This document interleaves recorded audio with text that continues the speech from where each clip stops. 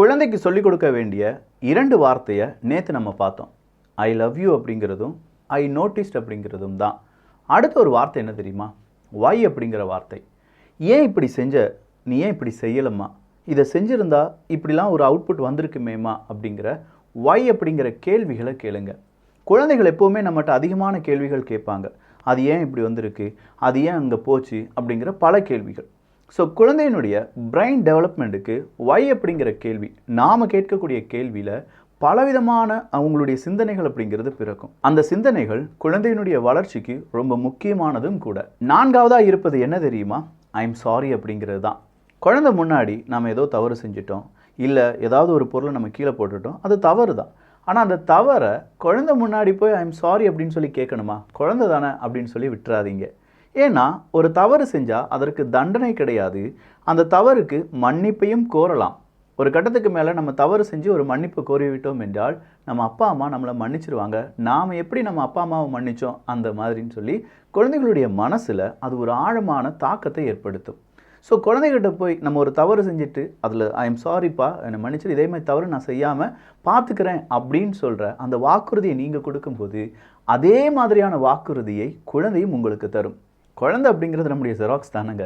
அப்போ நாம் என்ன சொல்கிறோமோ அதுதான் அந்த குழந்தை, நாம் என்னவோ அதுதான் அந்த குழந்தை. நாம் மன்னிப்பு கேட்கும்போது, அந்த தவறை உணரும் போது அந்த குழந்தையும் உணரும். 5வதாக இருக்கக்கூடியதான் ரொம்ப இம்பார்ட்டண்ட். அதுதான் 5 மினிட்ஸ் வார்னிங் அப்படிங்கிறது. அது என்ன 5 மினிட்ஸ் வார்னிங்? நாம் எந்திரிக்கிறோம், படப்படன்னு குளிக்கிறோம், டப்படப்படன்னு சாப்பிட்றோம், ஆஃபீஸுக்கு போகிறோம், மறுபடியும் வீட்டுக்கு வரோம், வண்டியை பிடிக்கிறோம், அப்படி இப்படின்னு சொல்லி பரபரப்பான ஒரு வாழ்க்கையில் இயங்கிட்டு இருக்கோம். ஆனால் இந்த பரபரப்பான வாழ்க்கை அப்படிங்கிறத நம்முடைய குழந்தைகள் படிச்சிருப்பாங்களா? இல்லை, அவங்களுடைய உலகமே வேறு, அவங்களுடைய டைமே வேறு மாதிரி போயிட்டுருக்கும். ஸோ அவங்க ஒரு வேலையை நம்ம செய்யணும் அப்படின்னு சொல்லி அந்த குழந்தைகிட்ட நம்ம சொல்கிறோம். ஆனால் அந்த குழந்தை அந்த டைமுக்குள்ளே அதை செஞ்சுருக்காது, எந்திரிச்சிருக்க மாட்டாங்க, சாப்பிட்ருக்க மாட்டாங்க. அந்த நேரம் நீங்கள் கொடுக்க வேண்டியது தான் 5 மினிட்ஸ் வார்னிங். இன்னும் 5 நிமிஷம் உனக்கு டைம் தரேன், அதுக்கு முன்னாடி நீ செய்யலைன்னா அது சரியில்லை அப்படிங்கிற அந்த 5 நிமிஷம் வார்னிங் தான். அந்த 5 நிமிஷத்தில் அந்த குழந்தை அது செஞ்ச தவறு என்ன, எப்படி டைமை கீப் பண்ணணும், அந்த டைம் அப்படிங்கிறது எவ்வளோ வேல்யூவானது அப்படிங்கிறத புரிஞ்சுக்கிடும். ஏன்னா 5 நிமிஷத்தில் நல்ல ஒரு நட்புடன் இல்லாட்டி நல்ல ஒரு பாசத்துடன் இருக்கக்கூடிய அப்பாவோ அம்மாவோ அந்த குழந்தை மேலே கோபப்பட்டுருவாங்க அப்படிங்கிறது அந்த குழந்தைக்கு தெரியும். அதனால தான் இந்த 5 நிமிஷம் வார்னிங் அப்படிங்கிறது ரொம்ப இம்பார்ட்டண்ட். என்னடா இது விதை அப்படிங்கிறதுல நிறைய செய்திகள் தான் கேள்விப்பட்டிருப்போம். இந்த மாதிரியான செய்திகளும் தேவைதானா அப்படிங்கிறத நீங்கள் உங்களுடைய கருத்துக்களாக பதிவு செய்யலாம். நான் உங்கள் விக்கி, இது உங்கள் தமிழ் விதை. ஷார்ட்டாக கொஞ்சம் செய்திகள். முதல் செய்தி என்ன அப்படின்னு பார்த்தீங்கன்னா, நியூயார்க் சிட்டி ரீஜனில் இன்னைக்கு ரிக்டர் அளவுகோல்ல 4.8 நிலநடுக்கம் அப்படிங்கிறது பதிவு செய்யப்பட்டிருக்கிறது. உயிரிழப்புகள் இல்லை, பெரிய அளவில் பொருள் சேதம் அப்படிங்கிறதும் இல்லை அப்படின்னு சொன்னாலும் இது ரொம்ப ரேரான ஈவெண்ட் தான். அந்த ரேரான ஈவெண்ட் இப்படி நடந்திருக்கு. இனி கொஞ்சம் நாட்களில் ஏதாவது இதே மாதிரியான இயற்கை பேரிடர்கள் வருமா அப்படிங்கிறத நாங்கள் சோதித்து கொண்டு இருக்கிறோம் அப்படிங்கிற ஒரு செய்தியை வெளியிட்டிருக்கிறார்கள். அடுத்ததாக வந்திருக்கக்கூடிய செய்தி என்ன அப்படின்னு பார்த்தீங்கன்னா, இஸ்ரேல் காசா மீது பெரிய அட்டாக்கை நடத்திட்டு இருக்காங்க. அங்கே இருக்கக்கூடிய எய்டு ஒர்க்கர்ஸ் மேலே தாக்குதலை நடத்திட்டாங்க. அப்படி தாக்குதலை நடத்தி 7 எய்டு ஒர்க்கர்ஸ் அப்படிங்கிறவங்க கொல்லப்பட்டு விட்டார்கள். உலகம் முழுவதும் பல எதிர்ப்புகள். அந்த எதிர்ப்பெல்லாம் இஸ்ரேல் கொஞ்சமாக சமாளித்து பார்த்தாங்க. கடைசியாக இந்த தாக்குதலுக்கு யார் உத்தரவு போட்டாங்களோ அந்த இராணுவ தளபதி அப்படிங்கிறவங்க அவங்களுடைய பதவியிலிருந்து தூக்கி எறியப்பட்டிருக்கிறார். அது மட்டும் இல்லாமல் இது இஸ்ரேல் செய்த மிகப்பெரிய தவறு. இந்த தவறுக்காக நாங்கள் மன்னிப்பை கோரிக்கொள்கிறோம் அப்படின்னு சொல்கிற ஒரு வார்த்தையும் இஸ்ரேல் சொல்லியிருந்தாலும் உலக நாடுகள் கண்டனம் தெரிவித்து விட்டார்கள். ஸோ இப்போ நடந்திருக்கக்கூடியது மனிதாபிமானமற்ற செயல்தான். இதற்கு இஸ்ரேல் பொறுப்பேற்க வேண்டும் அப்படின்னு சொல்லி ஐநா சபை ஒரு தீர்மானம் நிறைவேற்றியிருக்கிறார்கள். அந்த தீர்மானத்தில் இஸ்ரேல் செய்யக்கூடிய இந்த போர் குற்றம் இருக்குல்ல, வார் கிரைம், இந்த வார் கிரைமுக்கு இஸ்ரேலுக்கு கிடைக்கக்கூடிய ஆயுதங்கள் தான் காரணம். ஸோ எந்த நாடாக இருந்தாலும் சரி, ஆயுதங்கள் கொடுப்பதை, இஸ்ரேலுக்கு ஆயுதங்கள் விற்பதை தவிர்க்க வேண்டும் அப்படிங்கிற ஒரு கருத்தை முன் வச்சிருக்காங்க. ஆயுதங்கள் இஸ்ரேலுக்கு கொடுக்கப்படாமல் இருக்க வேண்டும் அப்படின்னு சொல்லி ஐநா சபை சொல்லியிருப்பதை மலேசியா போன்ற நாடுகள் வரவேற்றிருக்கிறார்கள். யூகே போன்ற நாடுகள் இருக்கக்கூடிய அமைப்புகள், அதாவது அந்த அரசாங்கத்துக்கு சார்பு இருக்கக்கூடிய அமைப்புகள் கிடையாது, யுத்தத்தை விரும்பாத அமைப்புகள், அந்த அமைப்புகள் இருக்கக்கூடிய மனிதர்கள் எல்லாருமே இருப்பாங்கல்ல, அவங்க எல்லாரும் என்ன சொல்கிறாங்கன்னா, இந்த தீர்ப்பு ரொம்ப சரியானது தான். இஸ்ரேலுக்கு நம்ம ஆயுதங்களை கொடுக்க தான் இஸ்ரேல் என்ன செஞ்சிட்டு இருக்காங்க, அவங்களுடைய போரை நடத்திட்டு இருக்காங்க. ஸோ ஆயுதம் அப்படிங்கிறது இஸ்ரேலுக்கு கிடைக்காமல் இருக்க வேண்டும்.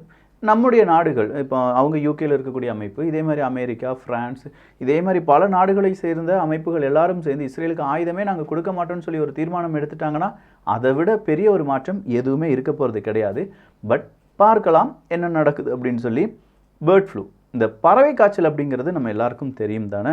இந்த பறவை காய்ச்சல் அப்படிங்கிறது ரொம்ப தீவிரமாக பரவி வருகிறது. அதுவும் மட்டும் இல்லாமல் இந்த பறவை காய்ச்சல் பாதிக்கப்பட்ட மனிதர்களில் 51% மனிதர்கள் இறந்துடுறாங்க அப்படிங்கிற தகவலுடன் பறவை காய்ச்சலை ரொம்ப சீரியஸாக பார்க்க வேண்டும் அப்படிங்கிற ஒரு தகவல் இன்று வேர்ல்டு ஹெல்த் ஆர்கனைசேஷனால் வெளியிடப்பட்டிருக்கிறது. இந்த பறவை காய்ச்சல் சாதாரண விஷயம் கிடையாது. பல நாடுகளில் பரவக்கூடிய ஒரு நோய் தொற்று தான். ஆனால் இதிலிருந்து உருவாகக்கூடிய இந்த நோய் தொற்று அப்படிங்கிறது மனிதர்களை கொல்லக்கூடியதாக இருக்கிறது அப்படின்னும் இப்போ வந்திருக்கக்கூடிய ஸ்டடி பறவை காய்ச்சலை பயமுறுத்தும் ஒரு நோயாக பார்க்க வேண்டும் அப்படிங்கிற தகவலும் வெளியிடப்பட்டிருக்கிறது. ஒரு பக்கமாக பறவை காய்ச்சல் அப்படின்னு சொல்லும்போது இன்னொரு பக்கமாக ஒரு செய்தியை வாசித்தேன். குரங்கு ஒருத்தரை கடிச்சிருச்சு. அவருடைய உடம்புல இதுவரையிலும் இல்லாத அளவுக்கு ரொம்ப ரேராக இருக்கக்கூடிய வைரஸ் பரவி இருப்பதாக விஞ்ஞானிகள் அவங்களுடைய ஆய்வுகளை மேற்கொண்டு வருகிறார்கள். அடுத்ததாக பால்டிமோர் பிரிட்ஜ் அப்படிங்கிறது தான். அந்த பால்டிமோர் பிரிட்ஜில் இருக்கக்கூடிய உடைந்து விழுந்த பாகங்களை எடுக்கக்கூடிய வேலைகள் நடந்துகிட்ருக்கு. அங்கே ஷிப்பிங் அப்படிங்கிறது அடுத்ததாக எப்போ நடக்கும் அப்படிங்கிற ஒரு கேள்வி ரொம்ப பெரிய அளவில் இருக்குது. அதற்கு அங்கே இருக்கக்கூடிய அந்த நிர்வாகம் சொல்லியிருக்காங்க, மே எண்டு, இந்த மே எண்டோடி அங்கே வந்து ஷிப்பிங் எப்படி இருக்கும், அஸ் யூஷுவல் எவ்வளோ தூரம் நடந்துட்டு இருந்துச்சோ அப்படியே ஷிப்பிங் நடக்க போகுது என்கிற தகவல் வெளியிடப்பட்டிருக்கிறது. அர்மேனியா, ஐரோப்பிய ஒன்றியம் மற்றும் அமெரிக்கா இந்த ட்ரைலாட்ரல் மீட்டிங் அப்படிங்கிறது நடக்க போகுது. ஆனால் இது அசர்பைஜானுக்கு எதிரானது கிடையாது அப்படின்னு சொல்லி அமெரிக்காலாம் சொல்லியிருந்தாலும் இப்போது இவங்க ஃபோக்கஸ் பண்ணியிருக்கிறது எக்கனாமி, பொலிட்டிக்கல் ரிஃபார்ம் அப்படிங்கிறத பற்றி மட்டும்தானே தவிர அசர்பைஜானை பற்றிலாம் நாங்கள் என்ன செய்யலை, ஒன்றும் ஃபோக்கஸ் பண்ணலப்பா, அதை பற்றிலாம் நீங்கள் யாரும் பயப்பட வேண்டாம் அப்படிங்கிற ஒரு தெளிவுரை கொடுக்கப்பட்டிருக்கிறது. ஆனால் இந்த தெளிவுரையை ஏற்கும் மனநிலைமையில் அசர்பைஜான் இருப்பாங்களா? வாய்ப்பில்லை ராஜா, வாய்ப்பில்லை. அடுத்ததாக ஜிம்பாப்வே தான். ஜிம்பாப்வேல இன்ஃப்ளேஷன் அப்படிங்கிறது ரொம்ப கூடிக்கிட்டே போகுது. வேறு வழியே இல்லாமல் புது கரன்சி அவங்க என்ன செஞ்சுருக்காங்க, அறிமுகம் செய்யலாம் அப்படிங்கிற ஒரு முடிவுக்கு வந்திருக்காங்க. அந்த கரன்சி கோல்டு பேக்டாக இருக்கும் அப்படிங்கிறது தான். 100 ரூபாயை கொடுத்து எப்போ வேணாலும் 100 ரூபாய்க்கு தங்கத்தை வாங்க முடியும். ஆனால் நம்ம ஊரில் நான் போய் ரிசர்வ் பேங்கிட்ட எனக்கு 100 ரூபா இருக்குது தங்கத்தை தாங்கன்னு சொன்னால் தரமாட்டாங்க.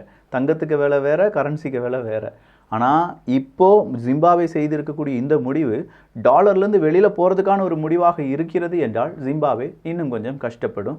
ஏன்னா இதே மாதிரியான முயற்சிகள் எடுத்தவர்கள் இன்று உயிருடன் இல்லை. அந்த முயற்சிகள் எல்லாம் கைவிடப்பட்டிருக்கிறது என்பதும் குறிப்பிடத்தக்கது. ஃபேஸ்புக், இன்ஸ்டாகிராம், யூடியூப் போன்ற சோஷியல் மீடியா பிளாட்ஃபார்ம்ஸ் இருக்குல்ல, ஆர்டிஃபிஷியல் இன்டெலிஜென்ஸ் அந்த மாதிரியான நிறைய எல்லாமே ஏஐ டூல்ஸால் உருவாக்கப்பட்ட வீடியோலாம் இப்போ அதிகப்படியாக வலம் வருகிறது. மேடு வித் ஏஐ அப்படிங்கிற ஒரு டேக் அதில் ஆட் ஆகிருக்குமா. ஏஐ வழியாக உருவாக்கப்பட்டிருந்தது என்றால் மேடு வித் ஏஐ அப்படிங்கிற மாதிரியான ஒரு லேபிள் இருக்கும் அப்படின்னும். ஏன்னா ஆர்டிஃபிஷியல் இன்டெலிஜென்ஸ் உருவாக்கக்கூடிய இந்த கண்டென்ட் எல்லாமே மேடு வித் ஏஐயால் தான் உருவாக்கப்பட்டது அப்படின்னு சொல்லி மக்கள் பார்த்திருக்க வேண்டும், புரிந்திருக்க வேண்டும். அப்படி இல்லாத கண்டென்ட் எல்லாமே நீக்கப்படும் என்கிற தகவலும் வெளியிடப்பட்டிருக்கிறது. இதை மும்முரமாக செயல்படுத்த போகிறாங்க ஃபேஸ்புக்கும் இன்ஸ்டாகிராமும். ஐஸ்லாந்தினுடைய பிரைம் மினிஸ்டர் ராஜினாமா செஞ்சுருக்காங்க. அப்படி ராஜினாமா செய்ததற்கான காரணம் பிரசிடென்ட் தேர்தலில் அவங்க நிற்பதற்கு தான். அடுத்ததாக வந்திருக்கக்கூடிய செய்தி ரைசிங் டெம்பரேச்சர். நல்லபடியாக கேட்டுக்கோங்க, இப்போ இருக்கக்கூடிய இந்த டெம்பரேச்சர் அப்படிங்கிறது இன்னும் அதிகமாகும். நம்ம வாழ்நாள்லேயே இந்த அளவுக்கு கொடூரமான வெயிலை பார்த்துருக்க மாட்டோம் அப்படின்னு சொல்கிற அளவுக்கு 2024 இருக்க போகுது. அதே 2024 பல இடங்களிலும் ஃப்ளட் அப்படிங்கிறதும் சூறாவளி அப்படிங்கிறதும் வர்றதுக்கான நிறையவே சான்சஸ் அப்படிங்கிறது இருக்குது. ஸோ நாம் நம்மளை பாதுகாத்து கொள்ள வேண்டும். ஹீட் வேவ்லேருந்து தப்பிப்பதற்கு நல்ல தண்ணீர் ஆகாரங்கள் எப்போதுமே நம்ம உடம்பை குளிராக வச்சுருக்கிறதுக்கு நம்ம பாடியில் இருக்கக்கூடிய வாட்டர் கண்டென்ட் அப்படிங்கிறது ரொம்ப ரொம்ப இம்பார்ட்டண்ட். அதுவும் அந்த வெயிலை சமாளிக்கிற அளவுக்கு நம்முடைய குழந்தைகளுக்கும் அந்த தண்ணீர் கண்டென்ட் அப்படிங்கிறதெல்லாம் கொடுத்து ஹீட் வேவ்லேருந்து தப்பிப்பதற்கு என்னெல்லாம் செய்ய முடியுமோ அதெல்லாம் செஞ்சுக்கோங்க. உலக நாடுகளே இதற்கு பயப்படுகிறார்கள் என்பதும் குறிப்பிடத்தக்கது. அடுத்ததாக வந்திருக்கக்கூடிய செய்தி ஹிஸ்புல்லா தான். ஈரானுடைய 3 முக்கியமான இராணுவ தளபதிகளை கொன்றது இஸ்ரேல். சிரியாவில் ஒரு அட்டாக் நடத்தி மொத்தம் 13 நபர்களை கொன்னாங்க. அதில் 7 நபர்கள் ஈரான் நாட்டை சார்ந்தவர்கள், 6 நபர்கள் சிரிய நாட்டை சார்ந்தவர்கள். ஸோ இப்போ அந்த தாக்குதலுக்கு ஹிஸ்புல்லா அவங்களுடைய எதிர்ப்பை பதிவு செஞ்சுருக்காங்க. ஹிஸ்புல்லா என்ன தெரியுமா சொல்லியிருக்காங்க, இதுவரையிலும் இஸ்ரேல் செய்த தாக்குதலில் இந்த தாக்குதல் தான் எங்களை ஃபுல்லி ஒரு வாருக்கு ப்ரிப்பேர் செய்ய வச்சுருக்கு, நாங்களும் ரெடியாக தான் இருக்கோம் அப்படின்னு சொல்லியிருக்காங்க. பட் எந்த அளவுக்குன்னு தெரியலை. இதை சொன்னது வேறு யாரும் இல்லை, நசருல்லா அவர்கள் தான். நசருல்லா அவர்கள் சொன்னாங்கன்னா கண்டிப்பாக ஹிஸ்புல்லா கேட்பாங்க அப்படிங்கிறது நமக்கு தெரியும். ஆனால் இதே நசருல்லா அவர்கள் ஒரு 3-4 மாதத்துக்கு முன்னாடிலாம் வந்து பேசினார். பட் பெரிய அளவில் இஸ்ரேலுக்கு எதிராக ஹிஸ்புல்லா இன்னும் களமிறங்காமல் இருக்காங்க. ஈரானும் எங்களுடைய இராணுவ தளபதிகள் இறந்ததற்கு நாங்கள் பழி வாங்குவோம் அப்படின்னு சொல்லியிருக்காங்களே தவிர எப்படி பழி வாங்க போகிறாங்க அப்படிங்கிறது இன்றைக்கும் மர்மம் தான். அடுத்ததாக மனிதாபிமான அடிப்படையிலான உதவிகள். கரெக்டாக இஸ்ரேல் அந்த எய்டு ஒர்க்கர்ஸை கொண்டுட்டாங்க. அதனால் இஸ்ரேலுக்கு பெரிய கெட்ட பேர் எல்லாமே வந்துருச்சு. உடனடியாக இஸ்ரேல் என்ன செய்கிறாங்கன்னா, நாங்கள் மனிதாபிமான அடிப்படையிலான அந்த உதவிகளை திறந்து விடுறோம், நிறைய பேர் என்ன செய்யுங்க, உங்களுடைய உதவிகளை செய்யுங்க அப்படின்னு சொல்லி நல்ல பேர் வாங்குறதுக்கு ட்ரை பண்ணுறாங்க. பார்க்கலாம் நல்ல பேர் கிடைக்குதா இல்லையா அப்படின்னு சொல்லி. குவாண்டம் லீப், காசா மற்றும் இந்த இஸ்ரேல் பிரச்சனை இருக்குல்ல, ஒரு குவாண்டம் லீப், கொஞ்சமாக ஒரு போர் நிறுத்தம் அப்படிங்கிறதெல்லாம் உருவாக்குங்கப்பா என்கிற ஒரு செய்தியை ஐநா சபையினுடைய சீஃப் டிமாண்ட் பண்ணியிருக்காங்க. பட் இதற்கான ஏதாவது ஒரு சொல்யூஷன் வருமா அப்படிங்கிறது பெரிய டவுட்டு தான். நேட்டோ விட்டு அமெரிக்கா விலகினார்கள் என்றால் என்ன நடக்கும் அப்படிங்கிற மாதிரியான சில செய்திகள் இன்றைக்கி பல பத்திரிகைகளும் வந்தது. அப்படி ஒரு செய்தி வருவதற்கான காரணம் நேட்டோவில் ஏற்பட்டிருக்கக்கூடிய பிரச்சனைகளும் நேட்டோ எக்ஸ்பேண்ட் ஆக போகுது அப்படிங்கிறதும் தான். ஸோ பார்க்கலாம். ஆனால் இது அவ்வளோ சீக்கிரம் நடக்காது. நேட்டோ இல்லாமல் அமெரிக்கா இல்லை, அமெரிக்கா இல்லாமல் நேட்டோ இல்லை என்பது தான் நிதர்சனமான உண்மை. செக்ரட்டரி அந்தோனி பிளிங்கன் அவர்கள் இன்னைக்கு பாகிஸ்தான் ஃபாரின் மினிஸ்டர் கூட பேச்சுவார்த்தை நடத்தினார் அப்படிங்கிற ஒரு தகவல் வெளியாகி இருக்கிறது. மியான்மரில் இராணுவ ஆட்சிக்கு எதிராக அங்கே இருக்கக்கூடியவங்க ட்ரோன் அட்டாக் நடத்தினாங்க அப்படின்னு சொல்லி நேற்று தான் பார்த்தோம். டிபி ட்ரூப்ஸ் தமிழ் விதையில் வரக்கூடிய ஒவ்வொரு செய்தியும் ஒன்றுடன் ஒன்று கனெக்ட் ஆகிருக்கு. அதை தொடர்ச்சியாக கேட்டுட்டு வந்தால் தான் நீங்களும் நானும் அப் டு டேட்டாக இருக்க முடியும். ஒரு நாள் கேட்டுட்டு இன்னொரு நாள் கேட்காம அடுத்த நாள் கேட்கும்போது இந்த செய்தி நம்ம பார்க்கவே இல்லையே, கேட்கவே இல்லையே அப்படிங்கிற மாதிரி இருக்கும். பட் எல்லாத்தையுமே நம்ம மேக்ஸிமம் இன்றைக்கி சொன்ன செய்திகளுடைய கண்டினியூட்டி ஏதாவது இருக்கா அப்படிங்கிறத போய் சர்ச் பண்ணிட்டு தான் அடுத்தடுத்த செய்திகளை சேகரிக்கிறேன். இதுக்கு பின்னாடி கடுமையான உழைப்புகள் இருக்குது. அந்த உழைப்புக்கு நீங்கள் கொடுக்க வேண்டியது ஒரு லைக், சப்ஸ்கிரைப் பண்ணிக்கோங்க, 4 நண்பர்களிடம் ஷேர் பண்ணலாம். அடுத்த அந்த மியான்மரை பற்றி பேசிகிட்டு இருந்தோம்ல, அப்போ மியான்மரில் இப்போ ஒரு பெரிய வயலன்ஸ் அப்படிங்கிறது வந்திருக்கு. அங்கே இருக்கக்கூடிய இராணுவ ஆட்சிக்கு எதிராகத்தான்.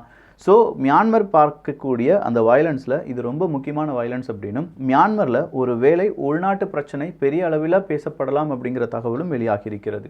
உக்ரைன் தான் ரஷ்யாவில் நடந்த தீவிரவாத அட்டாக்குக்கு காரணம் என்று ரஷ்யா சொல்லியிருப்பதை உக்ரைன் மறுத்திருக்கிறார்கள். ஸோ நிறைய செய்திகள் சொல்லியிருக்கோம். செய்திகளுக்கு முன்னாடி சின்னதாக அந்த குழந்தைகளுக்கான கருத்தையும் சொல்லியிருக்கோம். இதெல்லாம் எப்படி இருக்குது அப்படிங்கிற உங்களுடைய கருத்துக்கள் இங்கே வரவேற்கப்படுகின்றன. Please leave your comments.